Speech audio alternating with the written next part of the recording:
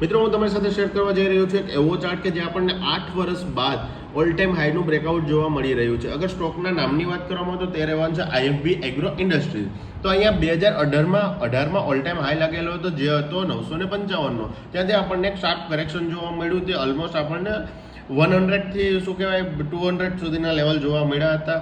હવે recent price એક્શનની વાત કરવામાં આવે તો અહીંયા લોઅર લેવલ ઉપરથી એક બાઇંગ જોવા મળ્યું અને વોલ્યુમનો સપોર્ટ જોવા મળી રહ્યો છે અને ઓલ ટાઈમ હાઈની આસપાસ અહીંયા તમે જોઈ શકો છો ગ્રીન કેન્ડલ બાદ રેડ કેન્ડલ છે ઇનસાઇડ બારનું ફોર્મેશન એ પણ રેઝિસ્ટન્સ લેવલ ઉપર અને જેવો એનો હાઈ બ્રેક થાય છે એટલે આપણને એક શાર્પ મૂવ 62%નું જોવા મળી રહ્યું છે. હવે જો આમાં એન્ટ્રીની વાત કરવામાં આવે તો આમાં ઓલ ટાઈમ હાઈમાં સ્ટોક જાય છે, અનચાર્ટેડ ટેરિટરીમાં સ્ટોક જાય ત્યારબાદ એન્ટ્રી કેવી રીતના લેવી તો એના માટે આપણે વિડીયો યુટ્યુબમાં અપલોડ કરી દીધો છે.